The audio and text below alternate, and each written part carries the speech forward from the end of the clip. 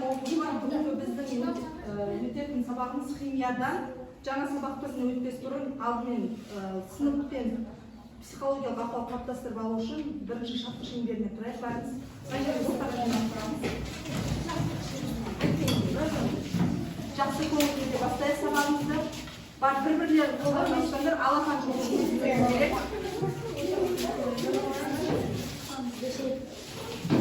Бүгінгі сабақтың өтуіне деген жақсы тілектерін бір-бірлеріне қандай тілек тілейсіңдер бүгінгі сабақтың өтуіне? Мен бастайын ба? Сабақта озат бол. Қаттырақ шығарамыз даусымыз. Сабақ жақсы. Сабақтарда белсенді қатыс. Сабақта озат бол. Беске жетуге тілектеспін. Сабақта белсенді қатысуға тілектеспін. Жақсы оқы. Белсенді қатыс. Қолмен. Беске оқы. Сабақта жақсы қатысқаныңа тілектеспін. Беспен оқуға тілектеспін. Грант алуға тілектеспін. Әрдайым сабақта жол болсын.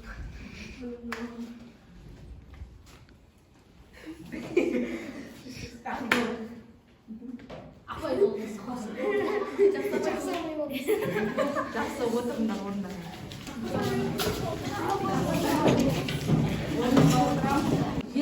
Енді қараймыз, өткен тапсырмаларды еске түсіру үшін кішігірім сұрақтар қоямыз. Сол сұрақтар қою арқылы мынаның ішінде шариктер болады. Сендерге бал есебінде содан аз сұраққа жауап берген оқушыға бір-бір шариктен беріп отырамын. Жарайды ма?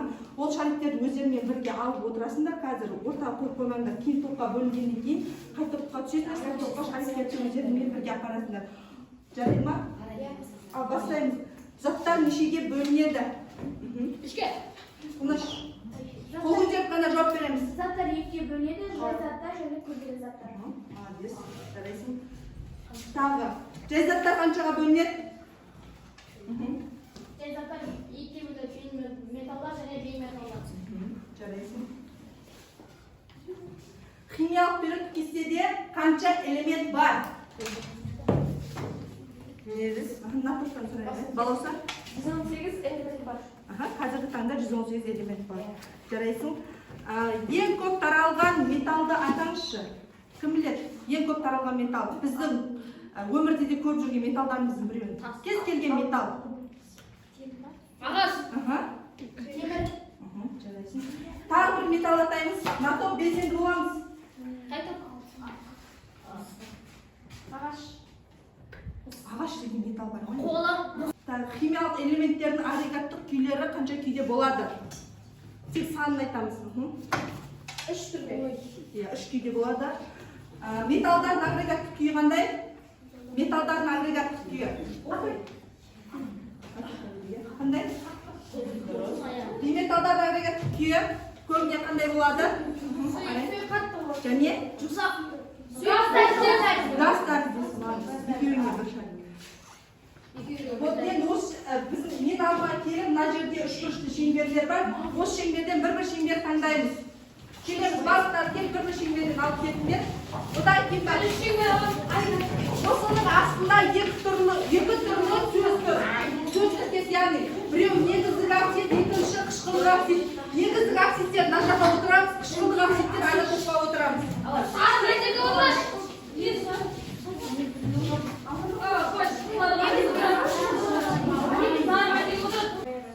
Топқа бөлініп алды, иә? Сендердің топтар бақтар қандай? Қышқылдық оксидтерде сендерге бір формат берейін. Мына топтың аты? Негіздік оксид. Осы форматқа біз енді жаңа алған фигураларында шаша тәріздес қоямыз. Астына тапсырма орындауларына байланысты шашаларды безендіреміз. Қай топтың шашасы әдемі болып шығады, сол топ жеңіске жетеді.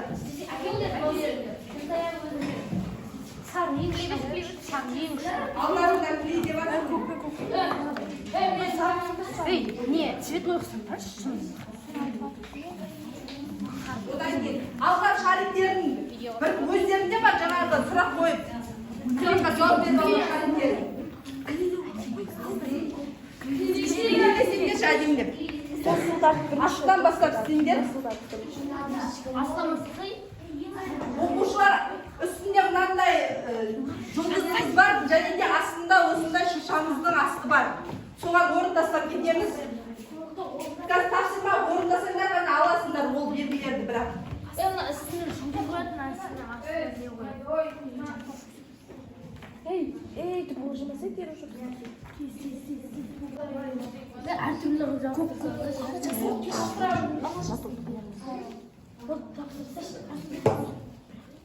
содан ма болды? Көк енді көк. Бош тез тағы көк бар ма? Көк ең күшіне қойып келмеймін. Ойбай, екі көк бар ма? Ортасына бір көк қойып жүрмеймін. Сарын екеуі бірге болып қалды ғой. Сарыны қойып кейін көк қойып. Қасаға похуй.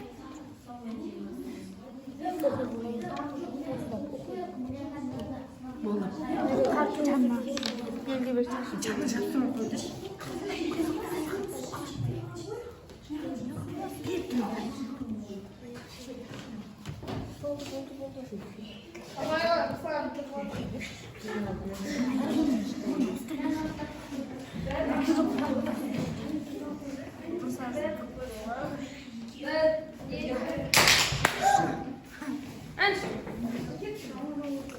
Алған нелерді жақсырсыңдар, томалықтарын да.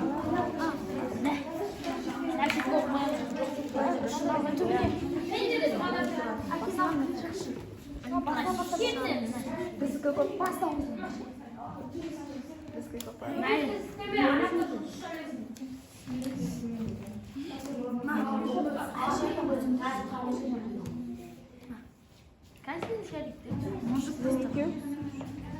Мен емес. Сендерде 3 шарик қана ма?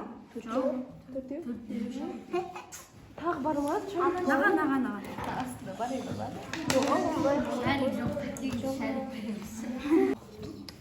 Ортасында тапсырды көргеді ғой.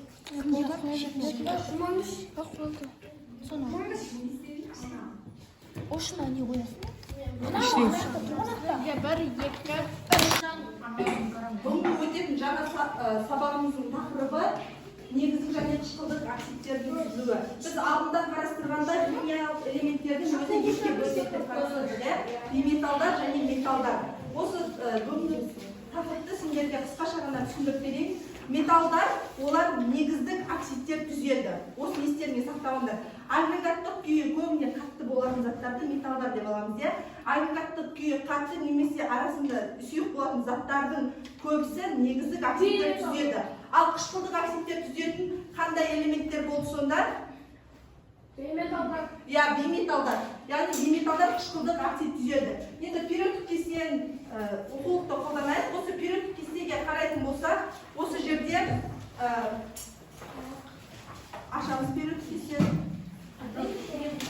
Осы жерде периодтық кестеде литий, натрий бірінші топ элементтері, және екінші топ элементтері, және үшінші топ элементтерінің бәрі бұлар негіздік оксид түзетін элементтер. Ал одан кейін мына жерде бор, көміртек, азот, кремний, фосфор, күкірт деп отқандарымыздың барлығы қышқылдық оксид түзетін элементтер.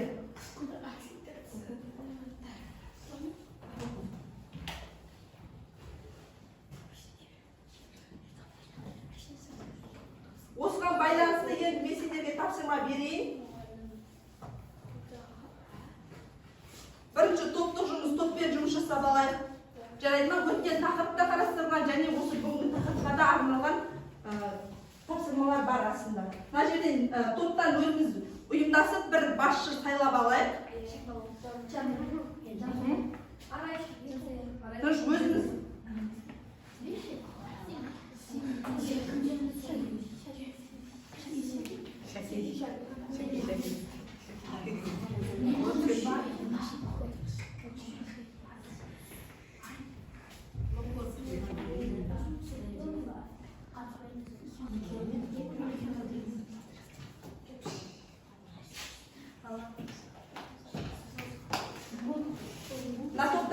топтан балауса, келесі топтан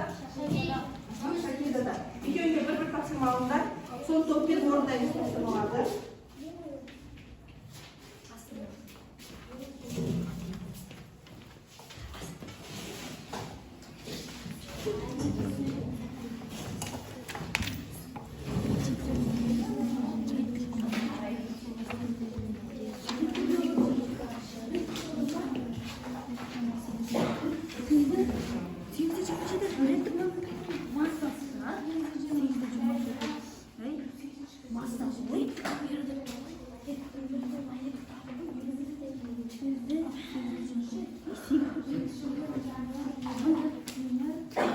Сұрақтарға кең көлемде жауап берсеңдер де болады.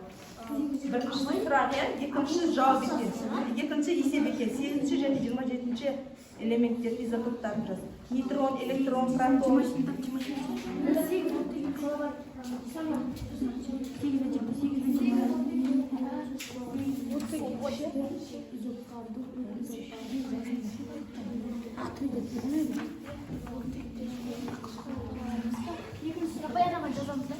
Жоқ, жазбайсыңдар. Алшы жауап бересіңдер. Екіншінің есебін тақтаға жазасыңдар. Топтық жұмыс қой, бір сұраққа екі оқушы жауап берсе де болады да, бір оқушы айтсын, екіншісі толықтырып өтсе де болады. Асиптер дегеніміз не? Және де реттік нөмері 20-33 болатын изотоптары. Изотоптар деп отырған оқушылар протон соларды табамыз. Солардың нейтрон, протон, электрондарын табамыз.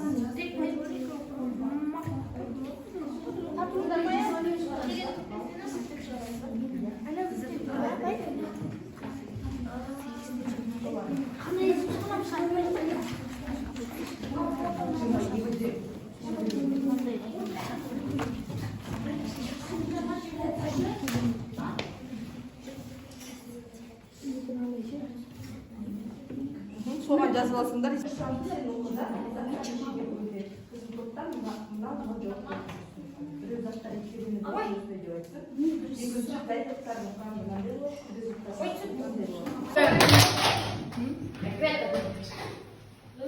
Жауап береміз.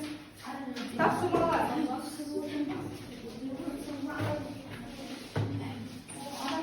Тапсырманы оқимыз.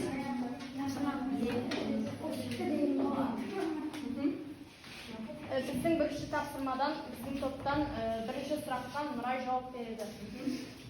Оксидтер дегеніміз құрамы екі элементтен тұратын, және де біріншісі оттектен құралған күрделі заттарды біз оксидтер деп атаймыз.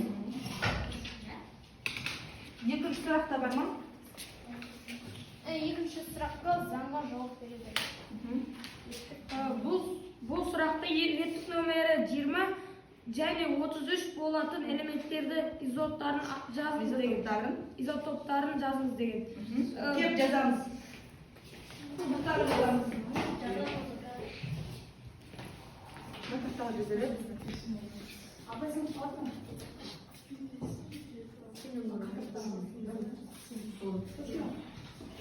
Натоп жауап береді ма? Кім жауап береді? Бірінші сұрағымызға Жансая жауап береді. Заттар қаншаға бөлінеді? Заттар екіге бөлінеді. Жай заттар және күрделі заттар. Жай заттар дегеніміз бір ғана заттан құралған, бір ғана элементтен құралған затты айтамыз. Ал күрделі заттар дегеніміз әртүрлі элементтерден құралған заттарды айтамыз. Заттар қоспасын айтамыз. Екінші сұраққа Жанна жауап береді. Тақтаға шығып жазады. Екінші сұрақтар реттік нөмері 8 және 27 болатын элементтер изотоптарын жаз дейді. Жалпы изотоп дегеніміз не? Кім біледі, изотоп дегеніміз не? Изотоп дегеніміз протон, нейтрон, электрон дегеніміз осы изотоптар. Изотоптар дегеніміз протон дегеніміз. Бұларды табу үшін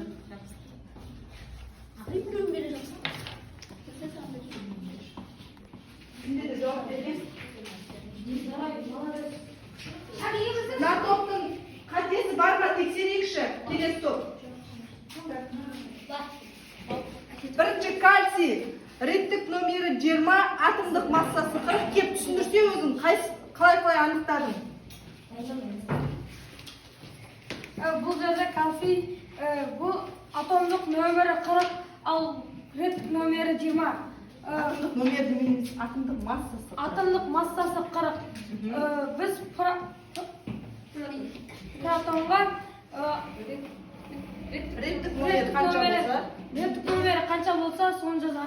соны жазамыз. Ал нейтронға атомдық массасынан реттік нөмерін алып тастап жазамыз. Ал электронға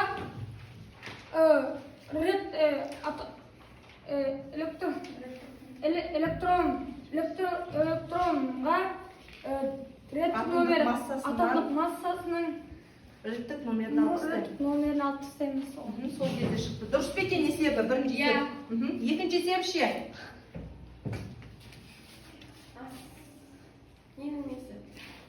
Мышьяк дейді. Мышьяк. Екеуі дұрыс. Нейтроны дұрыс па? 75-тен 33 алғанда 42 шыға ма? Иә. Жоқ. 35 шаны? Дұрыс. Алып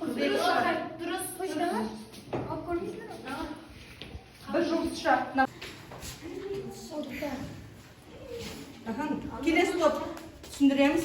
Бізде оттек берілген, оттектің реттік номері 8, атомдық массасы 16. Бұл жерде электронды біз электронды реттік номеріне бағынады. Сол себепті электрон 8 болады. Патрон да дәл солай. Ал нейтронды біз атомдық массасынан реттік номерін алып тастап шығарамыз. Ал екіншісі кобальт. Кобальттың реттік номері 27, атомдық массасы 59. Электрон сол реттік номеріне бағынып 27 болды. Петрон да дәл солай. Ал нейтронда 59-дан 20, атомдық номері 59-дан 27. Атомдық массасы 59-дан 27 реттік номерін азайтқанда 32 шықты. Дұрыс па есебі? Сандары. Кубальт деді ма? Иә, кобальт. Реттік номер 27 элемент кобальт па? Ана 27. Кобальт.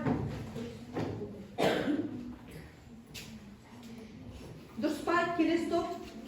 Электрон, протон, нейтрон мен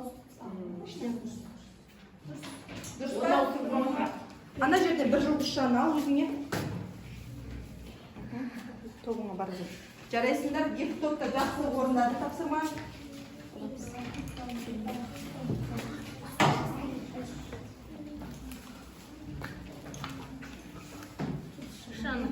Безендірванда шыршаларында алған белгілерген.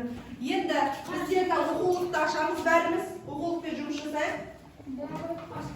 Оқулықты ашқан жерде, мына жерде екінші кесте тұр. Негізгі оксидтер және қышқылдық оксидтер деген. Мына топтың аты қандай? Сендер қышқылдық оксидтерді жазамыз, ішінен теріп.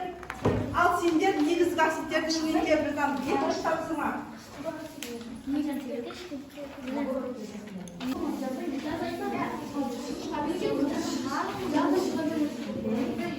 Üstüne caz koyarız. Renk alıp жатырмыз. Sen ne жазасың? Renk жазасың. Бұл қышқылдан сіздерін яқталады.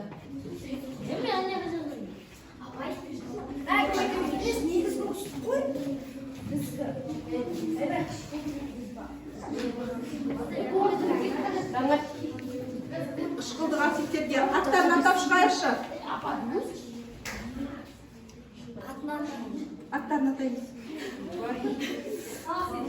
Калий оксиді, сосын одан кейін барий оксиді, одан кейін кремний оксиді. Енді бұл сендер қандай оксид түрін жазыңдар? Негізгі оксидтер дегеніміз не екен? Топтан жауап береді ма? Негізгі оксидтер дегеніміз металдардың еритін негізгі оксидтер олар негізгі оксидтердің құрамында не болады екен? Бірінші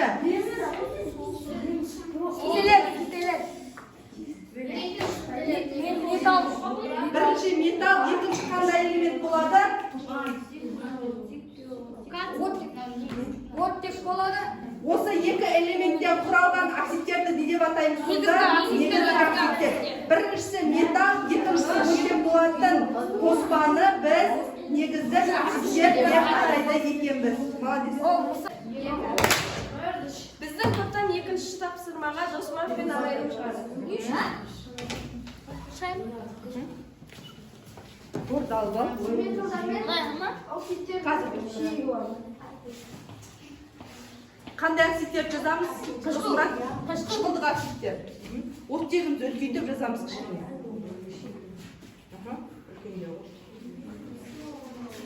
Келесі топ қатесін сөйлеп отырамыз. Дұрыс жазады ма?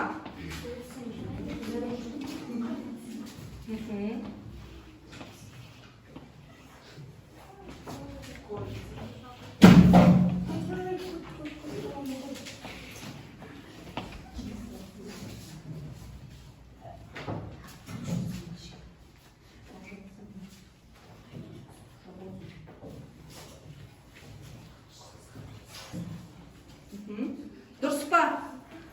Енді аттарын атап шығамыз ба? SO2, N2O5, SO2, P2O5. Жарайсың, отырамыз. Ана жерден шашамызға қажетті фигураны аламыз. Айтамыз, анықтамасына. Металдар мен оксидтердің бірге қосылып түзілуінен қышқылдық оксидтер түзіледі.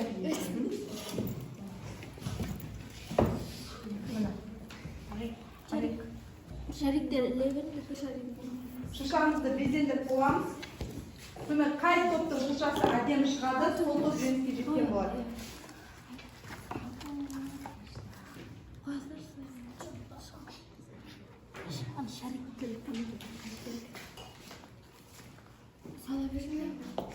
Екі топты позиция.